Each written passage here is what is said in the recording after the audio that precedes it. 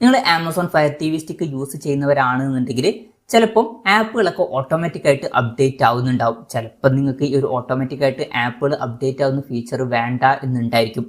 ഇപ്പം ഈ ഒരു വീഡിയോയിൽ നമ്മൾ നോക്കാൻ പോകുന്നത് ആമസോൺ ഫയർ ടി വി സ്റ്റിക്കിൽ ഓട്ടോമാറ്റിക്കായിട്ട് ആപ്പുകൾ അപ്ഡേറ്റ് ആവുന്നത് എങ്ങനെ ഓഫ് ചെയ്യാം എന്നുള്ളതിനെ കുറിച്ചിട്ടാണ്.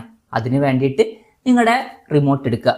റിമോട്ട് എടുത്തതിന് ശേഷം ഇവിടെ ലാസ്റ്റ് സെറ്റിംഗ്സ് ഓപ്ഷൻ കാണാൻ പറ്റും. ആ ഒരു ഭാഗത്തോട്ട് പോവുക. ആ ഒരു ഭാഗത്തോട്ട് പോയാൽ താഴെ നമുക്ക് കുറച്ച് ഓപ്ഷൻസ് കാണാൻ പറ്റും. അതിൽ ആപ്ലിക്കേഷൻസ് എന്നുള്ള ഓപ്ഷൻ ഉണ്ടാവും, അത് സെലക്ട് ചെയ്യുക. അത് സെലക്ട് ചെയ്ത് കഴിഞ്ഞാൽ ആപ്പ് സ്റ്റോർ എന്നുള്ള ഓപ്ഷൻ കാണാൻ പറ്റും, അത് സെലക്ട് ചെയ്യുക. അത് സെലക്ട് ചെയ്താൽ ഓട്ടോമാറ്റിക് അപ്ഡേറ്റ്സ് എന്നുള്ള ഒരു ഓപ്ഷൻ കാണാൻ പറ്റും. ചിലപ്പം അത് ഓൺ ആയിട്ടായിരിക്കും കിടക്കുന്നുണ്ടാവുക, അതായത് ആപ്സ് ഒക്കെ ഓട്ടോമാറ്റിക്കായിട്ട് അപ്ഡേറ്റ് ആവുന്നതായിരിക്കും. ഇനി അത് വേണ്ടാന്നുണ്ടെങ്കിൽ ജസ്റ്റ് ഓക്കെ ബട്ടണിൽ ക്ലിക്ക് ചെയ്താൽ അത് ഓഫ് ആവുന്നതായിരിക്കും.